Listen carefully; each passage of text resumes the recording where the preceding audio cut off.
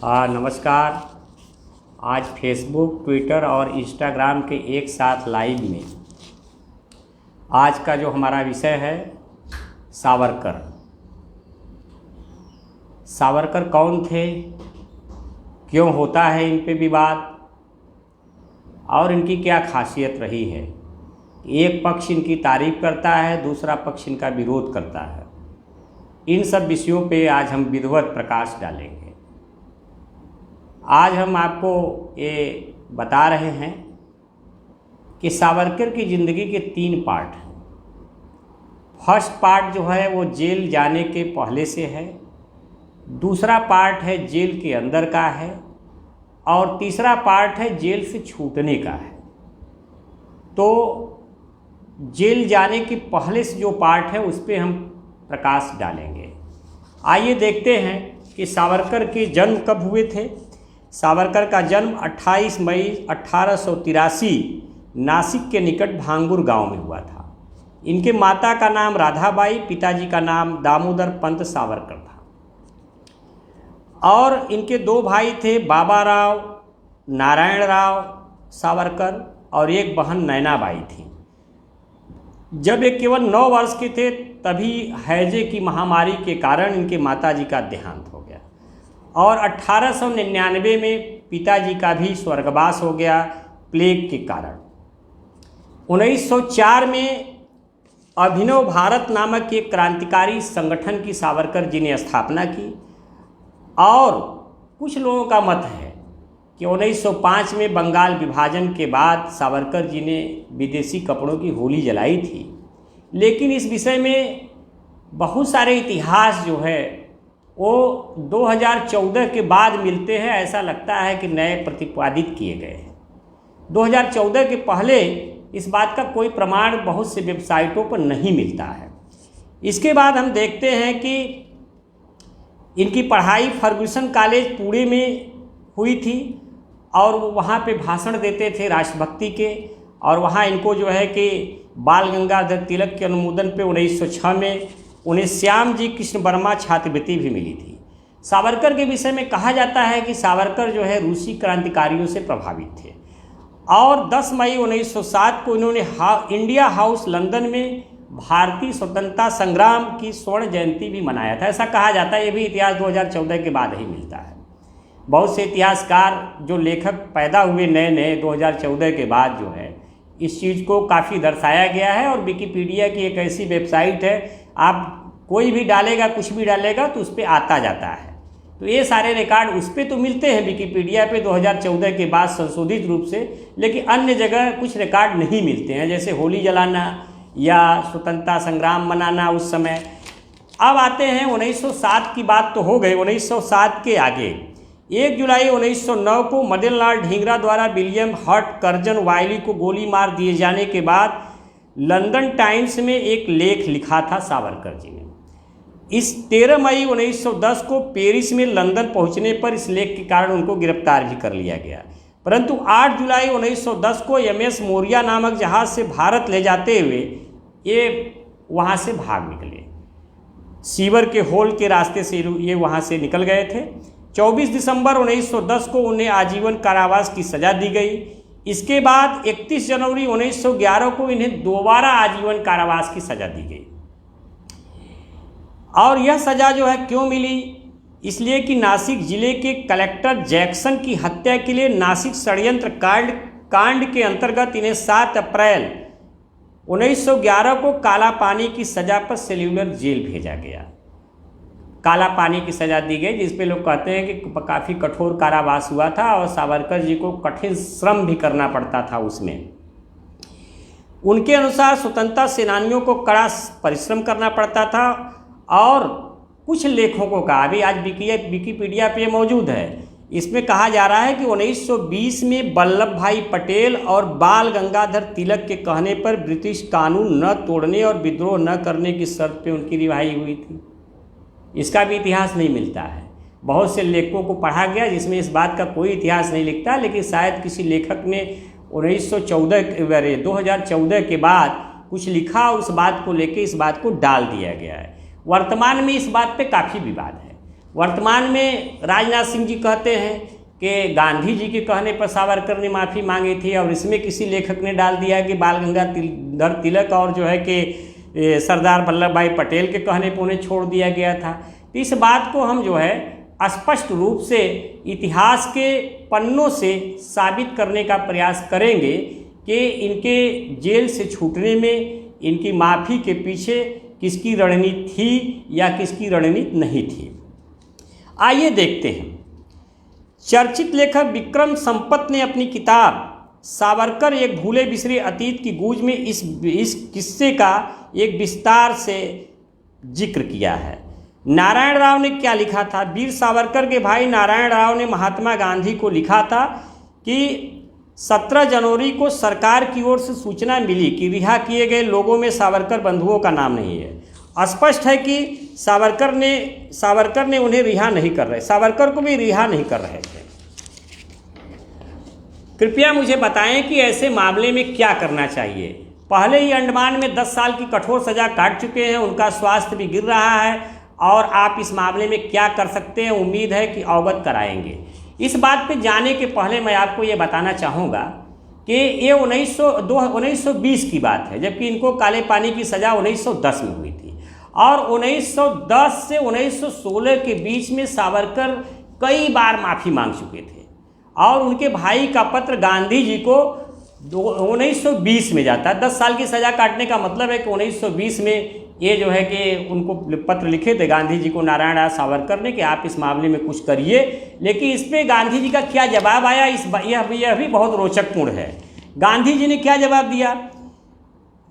संपत लिखते हैं कि एक सप्ताह बाद यानी 25 जनवरी 1920 को गांधी जी ने उत्तर दिया जो उनके मुताबिक ही था। गांधी जी ने जवाब दिया था कि वे इस संबंध में बहुत कम सहयोग कर सकते हैं।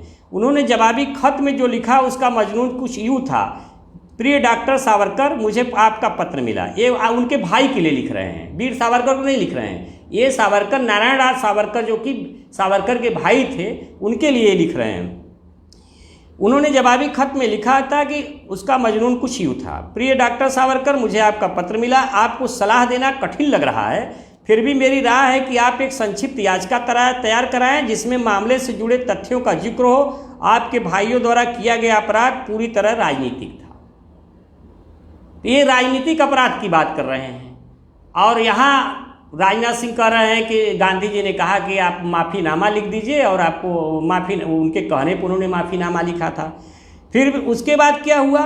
गांधी जी ने इसी पत्र में आगे लिखा था, जैसा कि मैंने आपसे पिछले एक पत्र में कहा था, मैं इस मामले को अपने स्तर पे भी उठा रहा हूँ। ऐसा इसलिए था, गांधी जी उस जमाने के जाने माने वकील भी थे, तो शायद ये पत्र इसलिए लिखा गया होगा कि गांधी जी एक वकालत के माध्यम से सावरकर को कुछ राहत पहुंचा सकते थे।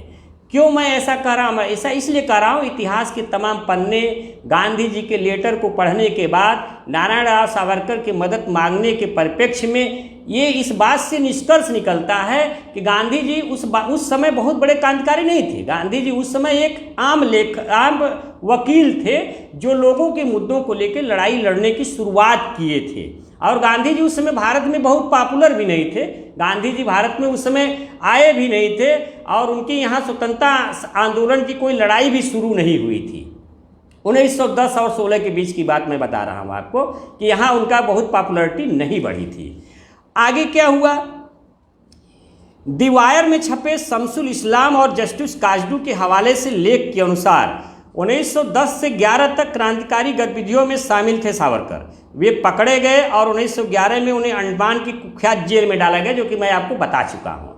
मतलब 1910 और से पहले सावरकर के क्रांतिकारी होने पर किसी को भाई कोई प्रश्न चिन्ह नहीं है, लेकिन जो सारा विवाद पैदा होता है वो सारा विवाद 1910 के बाद पैदा होता है, 11 के बाद पैदा होता है, जब सावरकर माफ़ीनामा लिखते हैं। और एक बार माफ़ीनामा नहीं आता है, ये माफ़ीनामा कई बार आता है, और कई बार माफ़ीनामे में क्या आता है उसका भी मजमून आपके सामने मैं रख रहा हूँ। 1911 में अंडमान के कुख्यात जेल में डाल दिया। उन्हें 50 वर्षों की सज़ा हुई थी, लेकिन सज़ा शुरू होने के कुछ महीने में ही उन्होंने अंग्रेज सरकार के सामने याचिका डाली और उन्हें रिहा कर दिया जाए। इसके बाद उन्होंने कई याचिकाएं लगाईं।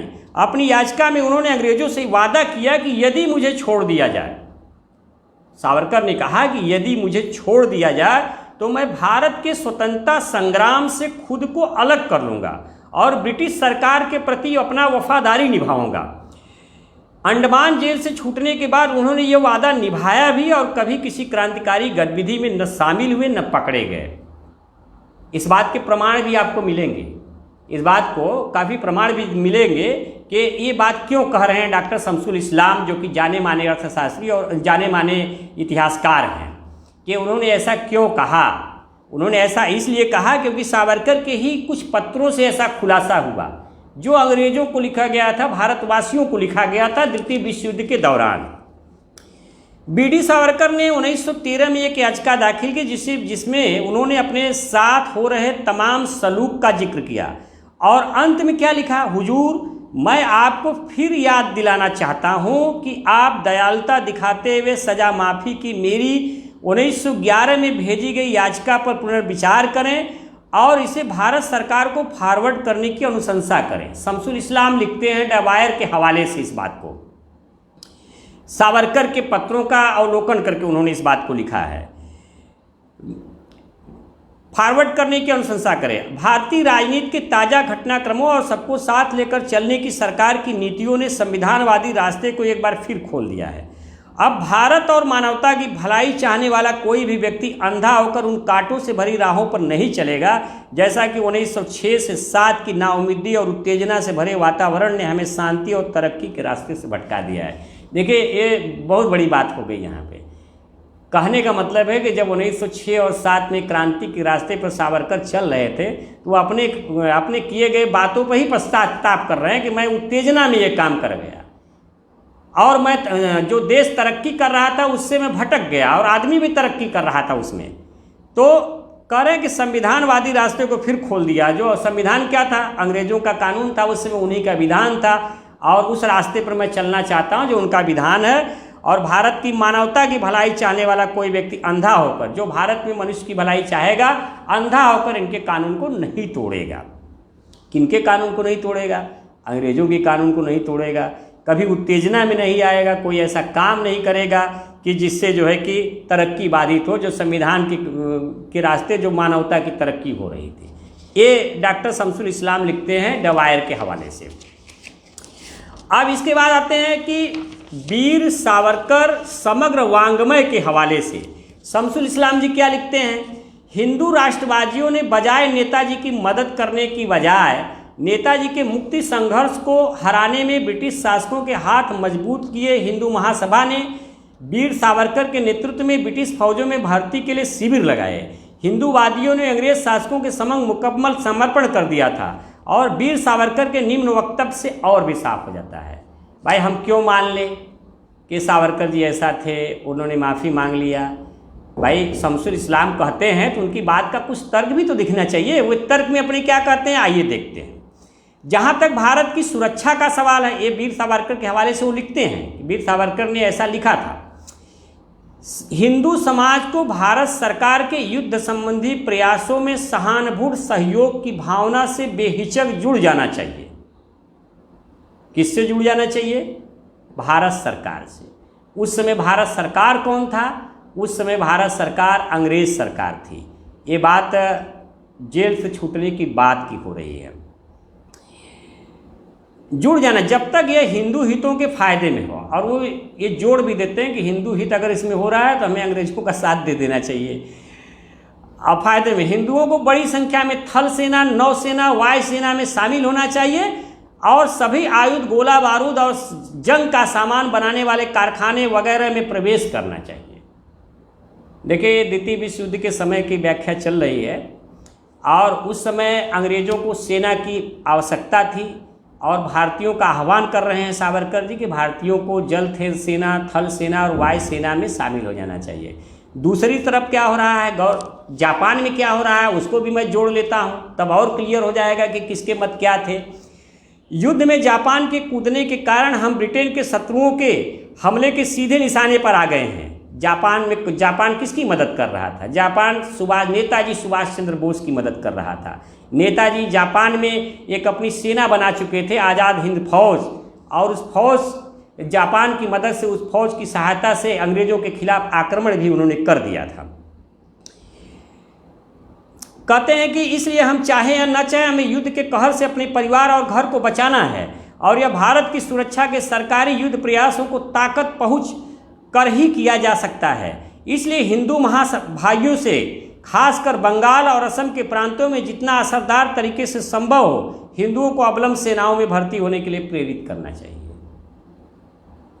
तो ये बात क्या दर्शाता है? ये बात ये दर्शाता है कि सावरकर जी जेल से छूटने के बाद अंग्रेज सरकार के, जो भारत सरकार हम उसको नहीं कह सकते क्योंकि वो भारत का प्रतिनिधित्व नहीं करते थे, अंग्रेज सरकार जो के संपर्क में थे और उसकी मदद कर रहे थे। जैसा कि उनके वक्तव्य को डॉक्टर शमसुल इस्लाम और वीर सावरकर समग्र वांग्मय के हवाले से ये लिखते हैं कि ऐसा होना चाहिए। गांधी जी सावरकर की मुलाकात, कल रक्षा मंत्री राजनाथ सिंह ने कह दिया कि भाई गांधी जी के कहने पर हुआ था। गांधी जी की पहली मुलाकात कब हुई थी? पहली मुलाकात हुई थी अक्टूबर 1906 की लंदन की एक शाम में हुई थी। नीलांजन मुखोपाध्याय ने अपनी बहुचर्चित किताब the RSS icons of the Indian right में किया है। वो लिखते हैं कि उस समय गांधी जी महात्मा नहीं हुए थे, गांधी जी कोई महात्मा भी नहीं जानता था। मोहनदास करमचंद गांधी थे उस समय। उस वक्त गांधी जी की कर्मभूमि भारत नहीं बनी थी। वह दक्षिणी अफ्रीका में रह रहे भारतीयों के साथ हो रहे अत्याचारों के खिलाफ समर्थन मांगने लंदन पहुंचे थे। मतलब अफ्रीका में जो भारतीयों के खिलाफ जो अत्याचार हो रहे थे उसके लिए समर्थन मांगने के लिए वो लंदन आए हुए थे। ऐसे में उन्हें सावरकर और उनके कामों के बारे में पता चला तो वो उनसे मिलने जा पहुंचे। किताब के मुताबिक यह प्रसंग सावरकर के अंग्रेज शासन के खिलाफ प्रतिबद्धता को दर्शाता है। देखिए यहाँ अलग बात हो गया, कुछ छेड़छाड़ उसमें, जोड़ तोड़ उसमें दिखाया जा रहा है। अब क्या है, प्रवासी भारतीयों ने 1909 में गांधी जी को दशहरे के एक कार्यक्रम में बुलाया। वहाँ सावरकर भी आए हुए थे, दोनों लोगों ने वक्तव्य दिया। गांधी जी ने भगवान राम के जीवन चरित्र को दर्शाया तो सावरकर जी ने वहाँ पे माँ दुर्गा के चरित्र को दर्शाया। और सबसे पहले गांधी जी ने प्रवासी वकील के रूप में दक्षिणी अफ्रीका में भारतीय समुदाय के नागरिकों के अधिकारों के लिए संग्रह हेतु सत्याग्रह करना आरंभ किया। 1915 में उनकी भारत वापसी हुई। देखिए क्लियर हो गया, वहाँ संघर्ष किए भारतीयों के लिए। गांधी जी अफ्रीका में भारतीयों के ऊपर तमाम अत्याचार हो रहे थे, गांधी जी वहाँ उनके लिए संघर्ष कर रहे थे। भारत कब आए? 1915 में। सावरकर जी जेल कब गए? काला पानी की सजा कब हुई उनको? 1911 में। कितने वर्ष बीत गए? 4 वर्ष बीत गए इस बीच में। 4 वर्ष में सावरकर जी ने 4-5 बार माफ़ीनामा लिखा। तो भाई गांधी जी सलाह कहाँ से दे दिए? गांधी जी से मदद नारायण दास सावरकर ने मांगी थी और नारायण दास सावरकर के कहने पर 10 साल की सजा पूरा होने के पश्चात गांधी जी ने कहा था कि मैं जितना हो सकता है उतना करूँगा। हमें लगता है कि उस समय गांधी जी बहुत पॉपुलर नहीं थे। एक वकील की हैसियत से मदद उनसे मांगी गई होगी, वो मदद करने के लिए कहा गया होगा। लेकिन इतना तो क्लियर है कि माफ़ीनामे में गांधी जी ने कहा कि माफ़ीनामा आप लिखिए, इसका कोई सबूत नहीं मिलता है। ये इतिहास से छेड़छाड़ दिखाई पड़ती है। आगे क्या होता है? 1937 में सावरकर, ठीक है, इतिहास के साथ छेड़छाड़ हो रही है, इसका कोई जो कहा जा रहा है उसका कोई जो है इतिहास मिलता नहीं है, कहीं लिखित नहीं है, कोई प्रमाण नहीं है। गांधी जी ने ऐसा कहा, गांधी जी का कोई पत्र भी नहीं मिलता है, फिर भी लोग कह देते हैं गांधी जी ने कह दिया और माफ़ी मांग ली गई। अब यहाँ देखा जाए, लेकिन सावरकर ने माफ़ी मांगा था, एक बार नहीं मांगा था, कई बार माफ़ी मांगे थे। आपको एक बात ध्यान देने की ज़रूरत है, काला पानी के जेल में 80,000 से ज़्यादा भारतीय सजा काट रहे थे। कितने सैनिकों ने माफ़ीनामे पर हस्ताक्षर किया, माफ़ी मांगा? शायद किसी ने नहीं मांगा। 2-3 लोगों का नाम आता है जो सावरकर जिनकी टाइटिल है, उन्हीं लोगों ने माफ़ी मांगा था। तो लोग कहते हैं, मैं टीवी पर सुनता हूँ, प्रवक्ता कहते हैं कितनी कठिन सज़ा दी जा रही थी उनको। अरे भाई 80,000 लोग भी तो कठिन सज़ा पा रहे थे, वो भी तो मातृभूमि की लड़ाई के लिए जेल गए थे, वो भी तो माफ़ी मांग सकते थे, लेकिन उन्होंने माफ़ी नहीं मांगा। तो चलिए माफ़ी तो मांगा, आपने स्वीकार कर लिया इस बात को।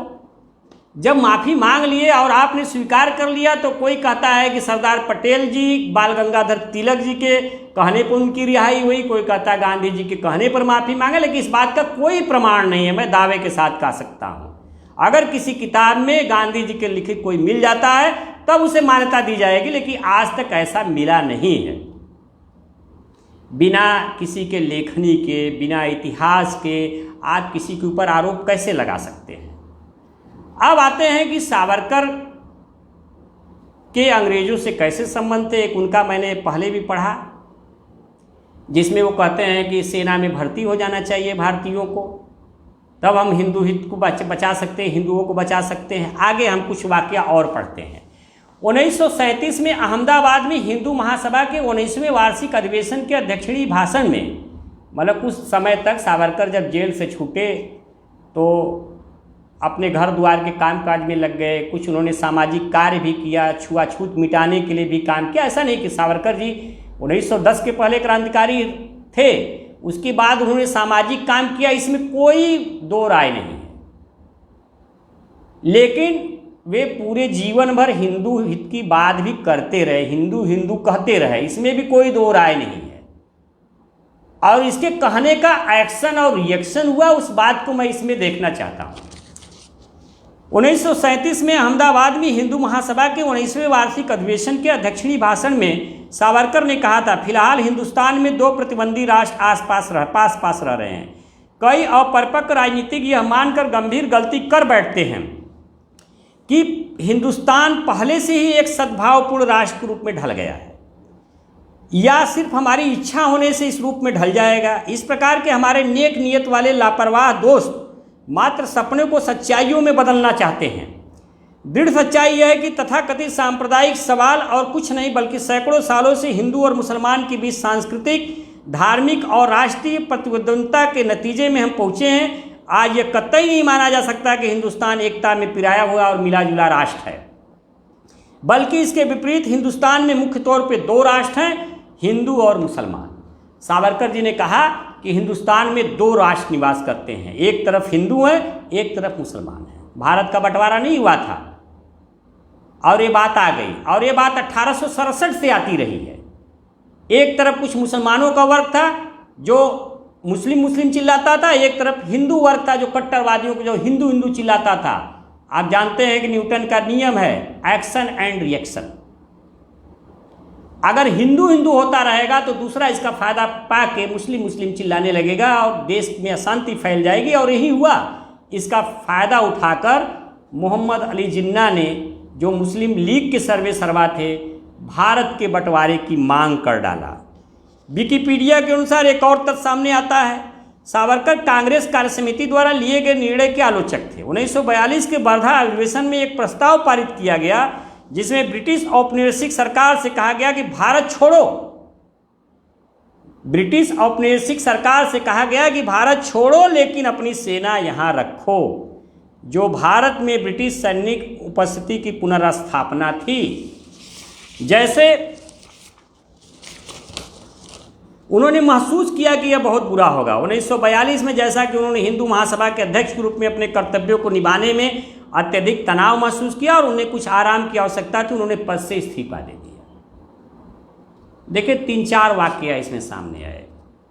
पहला वाक्य, सावरकर ने क्रांति किया 1910 के पहले, और क्रांति के फलस्वरूप उन्हें काला पानी की सज़ा भी हुई। सज़ा के उपरांत उन्होंने जो है माफ़ी भी मांगा, एक बार नहीं कई बार मांगा, और आरोप लगाया गया कि महात्मा गांधी के कहने पर मांगा, जो कि बिल्कुल असत्य है। उस समय महात्मा गांधी भारत में आए भी नहीं थे, उनकी मुलाकात भी नहीं हुई थी। और जेल से छूटने के बाद जेल में जो उन्होंने माफ़ीनामे में लिखा कि मैं अंग्रेज़ सरकार के प्रति प्रतिबद्ध रहूँगा, उन्होंने प्रतिबद्धता निभाया भी।